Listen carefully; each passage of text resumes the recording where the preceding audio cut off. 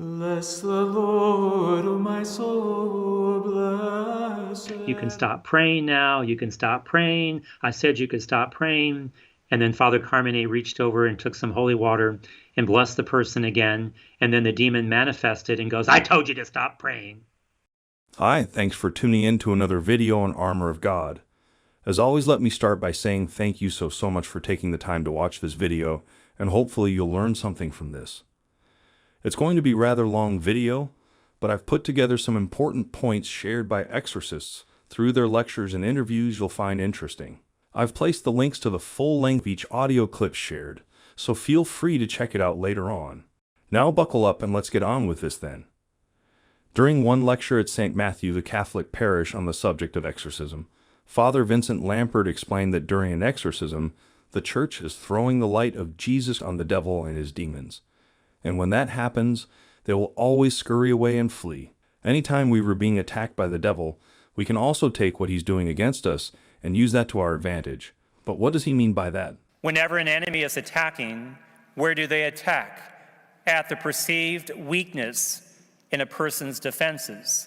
So if you believe you're being attacked by the devil, then he's attacking what he perceives to be a weakness in your life. You now know what you need to shore up in your spiritual life as a way to defeat the devil. So again, anytime the devil is attacking us, we can take what he's doing to us and use it to our advantage to grow in holiness and virtue. And finally, the devil does not possess any particular strength. If we are willing to resist him, we will see that his power was never more than a facade, and it will quickly crumble before us. Demons have power. They can only be defeated by power. The power that defeats them is the power of God, and the ministry of exorcism is one of the ways that we call upon the power of God to defeat the devil and his demons. Did you know that during an exorcism, a demon can shout out unconfessed sin? This is why it's so important for those who are present for the exorcism to go to the sacrament of confession. Even Father Gabriele Amorth, the former chief exorcist in Rome, would always say that a good confession is better than an exorcism. Because when we confess our sins, we place them in the hands of God. And once we give something over to God, the devil cannot use that against us. So every confessed sin takes something away from the devil that he can use against us. You've probably heard this before about certain demons being attached in the family line. According to Father Lampert, it is possible for demons to get attached in the family line. Demons are very authoritative. If someone who has power and authority within a family gives power and the authority to demons, then they can have an attachment down through the generational lines. The good news is that that generational line can be broken. Just because the devil says you made a pact and it means it's forever isn't true. People can make a pact with the devil, but that pact can be broken if a person says they no longer want this attachment in their lives. I've shared an audio clip before of Father Chad Ripperger talking briefly about Incubus, the sexual relation someone having with a demon. There's another exorcist, Father John Caro, speaking a little bit more in details about it. Father Caro shared that he had people who come and tell him that they really feel attacked when they are sleeping. They feel sexually attacked. And he even admitted that these attacks really do happen. There are indeed sexual demons, Incubus and Succubus, who attack people in their sleep. And I've prayed with people like that. I've blessed their room, and I said, okay. So somehow you've attracted to yourself a spirit. They're incubus spirits and succubus spirits. One's a female spirit, one's a male spirit that attack people. And I've had people tell me that they felt violated, okay? They've been involved in something of grave sin, because that invites the demon to attach himself. It's like pornography. A person views that, gets involved in that, then all of a sudden they can't quite turn it off. And then it's really fascinating. Then they go to confession, they find it much easier to say. It's not as compelling.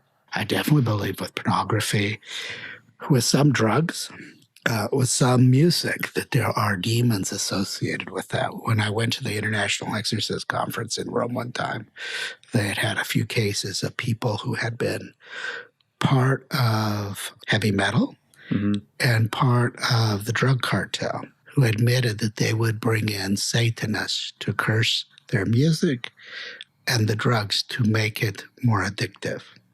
So not only is a person dealing with a chemical dependency or music, but there's now actually a demon associated. Father Caro also talked a little bit about the demonic hour. There's a guy who's attending his church.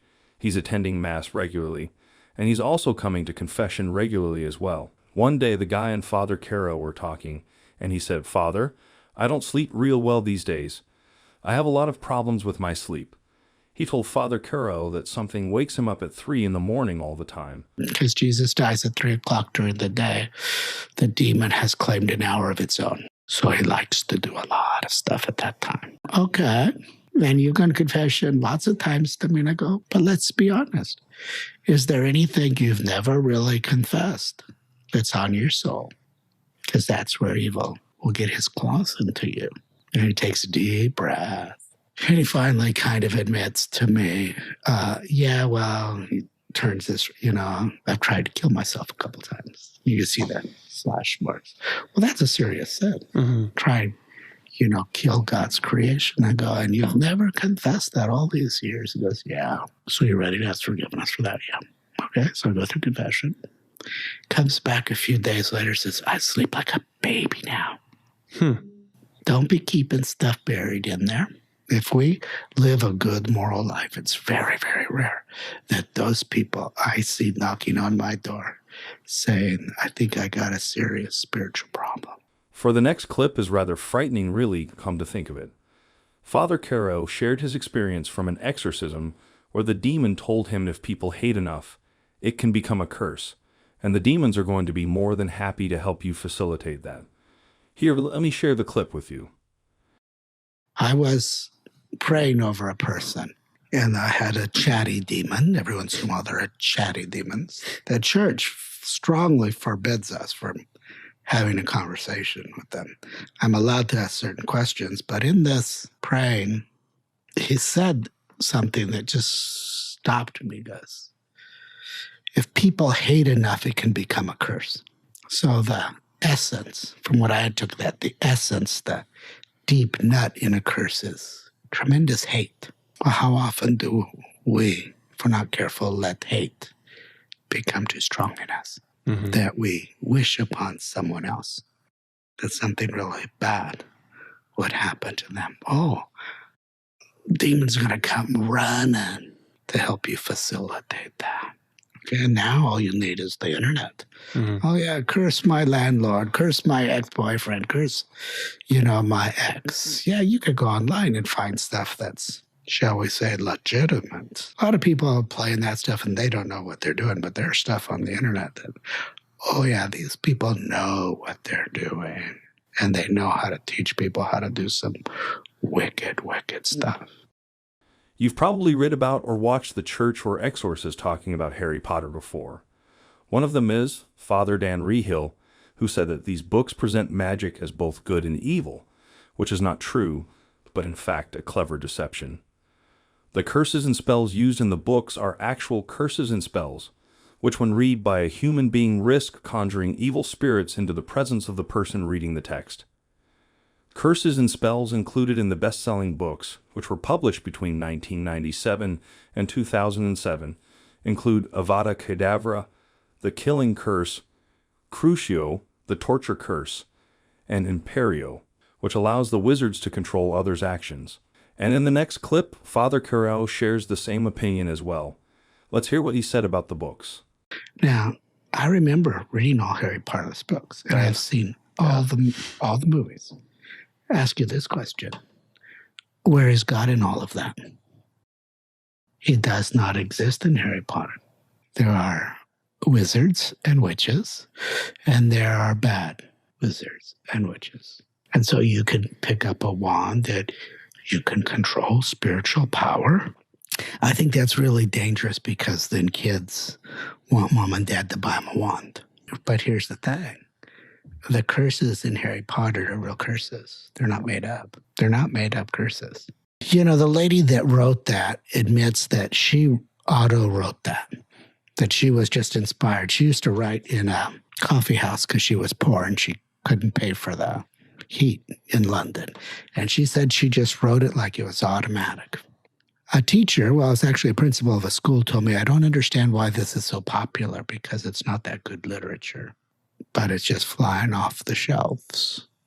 So I kind of wonder about what's behind that because there's no God in that. How the devil works is, it's like progression. We get him to do something, and we're going to be fascinated by what is done. Then the devil's going to want to raise the game in something else. He's going to want us to get interested in this whole spiritual thing that he's going to hand you something. But you're also going to have to give him something, and down the rabbit hole we go. If by any chance any of you are thinking of starting a deliverance ministry, do you know what you have to do first and foremost? The most important thing that you have to do before you start a deliverance ministry is to have the support of a local bishop, your parish priest. Because if one is going to confront any type of demonic demons, demonic activity, it's important to know that you're operating with the church and the power and the authority that go with the church. Father Lampert was asked about this during a question and answer session, and he warned those present that if someone begins to attack the devil, guess what the devil will do to you? He will attack you as well, because the devil knows who's working to defeat him, and he will attack those involved in deliverance and even exorcism ministry itself. Sometimes people are well-intentioned. They believe that someone's afflicted by a demon, and they begin to pray over them. I had someone who came to see me and said that they were afflicted. A group of people began to pray over him. A demon manifested, and what did the people do? They were terrified and they ran out the door. So the worst thing you can do is to actually cause a demon to manifest during a deliverance session and then run away in fear. So people involved in a deliverance ministry have the support of your bishop, your pastor, should be someone who's really connected with the sacramental life of the church, going to confession on a regular basis, people who have a spiritual director. So again, you have to make sure that you're truly taking care of yourself so that you can be on firm and solid ground. Because if someone begins to attack the devil, guess what the devil will do to you? He will attack you as well. Because the devil knows who's working to defeat him, and he will attack those involved in deliverance and even exorcism ministry itself. I really like what Father Lampert shared in the next clip. The notion of holiness and virtue really goes a long way, and that's really a key ingredient in anyone involved in combating demons. You cannot combat demons if you are in a state of sin. The devil cannot be divided. He cannot be cast out if someone is in a state of sin. That's why it's important for the exorcist to go to confession, especially before exorcisms. The Catholic Church says that sacraments are always efficacious, regardless of the charism of the priest. Maybe the priest is a bad guy, but if he does a wedding, they're still married. If he does a baptism, still baptized, celebrates Mass, it's still the body and blood of Christ. But that's not true in an exorcism. If a priest is in a state of sin, the devil does not have to pay any attention. We had a priest come into the Archdiocese of Indianapolis to do an exorcism without the permission of the Archbishop. He was doing the exorcism in southern Indiana. The demon manifested, and guess what the demon said to him? "Who are you? Who are you? We recognize the authority of the local bishop, but who are you? You have no authority here. We don't have to pay any attention to what you say." He realized he had made an error. He stopped, sought permission of the Archbishop, who said, "Well, you've been working with that person. You can continue." But then he told me to be involved as well. So again, demons are very authoritative, and they also don't have to respond if we are being disobedient or in a state of sin. Someone commented in one of the videos in this channel before, asking what happens to a person's soul if they die while possessed, and I replied I cannot give you an answer to a question I do not know. But I promised that person I'll search it for him, and I finally found it, and just so happens that Father Lampert is the one who has the answer. Well, the person's soul always remains free, and when someone dies, because the connection is physical, then that connection will come to an end. So something of the person always remains free. Sometimes people will say, if one is possessed, how could they ask for help? Well, again, the part that remains free can't ask for the help of the church.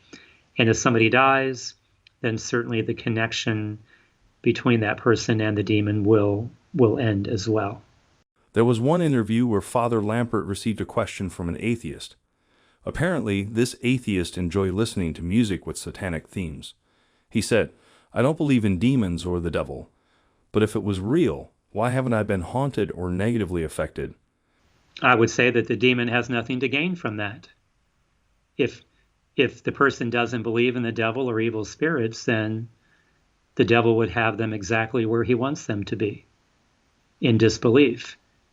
So it would be the case, is the devil going to attack somebody that's really devout or unbelief? You could say that if the devil has already won somebody over, then there's really no reason to attack them.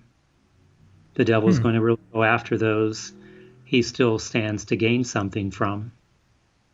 And I don't mean that to be negative or critical of somebody who's an atheist. That's just my perspective on that if the person really doesn't believe, then the devil has nothing to gain from that person.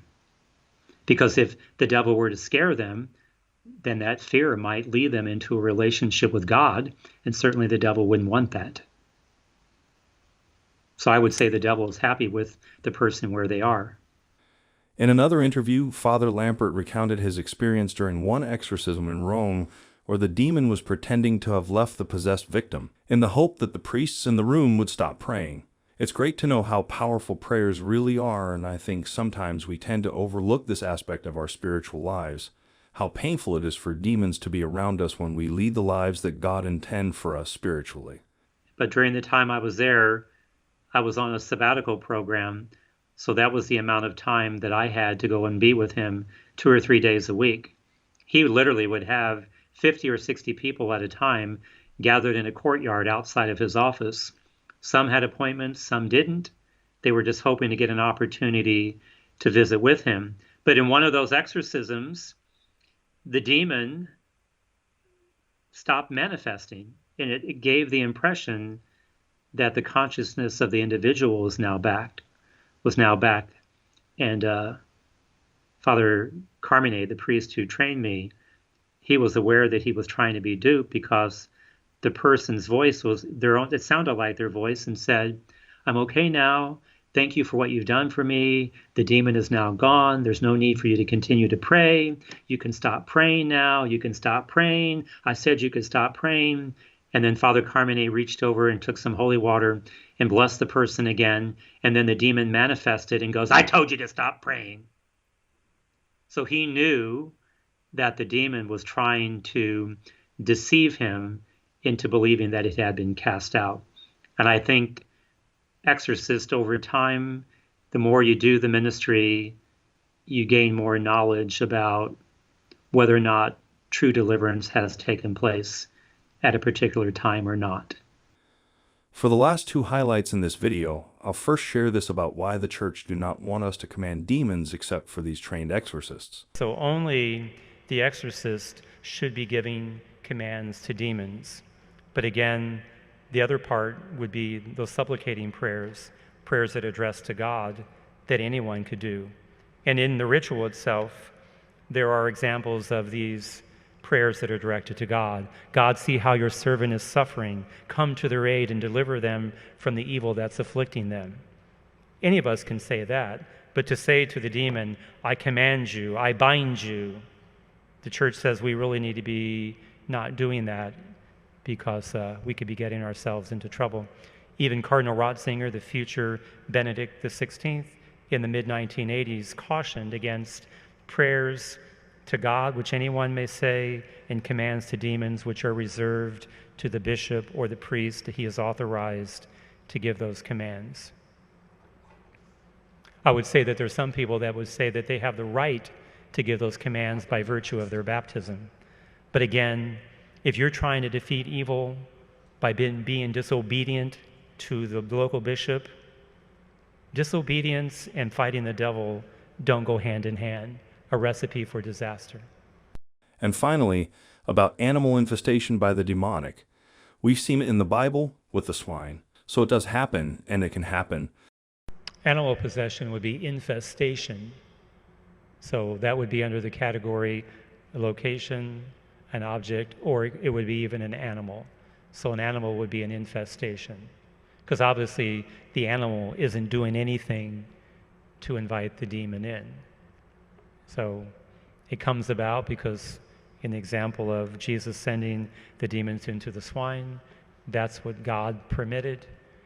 And it could happen because maybe somebody is using an animal in some type of satanic ritual or practice. Well, that is all for this video. As much as I love sharing what I found from listening to these hours and hours of lectures and interviews with all of you, I am learning about all these things while making this video too. So I really do hope you've learned a lot from this video. For those of you who'd like to make a donation towards what I do, especially helping to get better visual aids that are safe to use and not run the risk of copyright strikes or claims, I left the link to my PayPal donation in the description box down below. Any amount of contribution is much appreciated. Well, I guess that is all for this time. Don't forget that I'll have 3 books by Monsignor Rossetti to give away this month, and I'm still thinking of what books to give for July giveaway at the moment. If you have any suggestion, please let me know. Until then, thanks so much for watching and God bless you.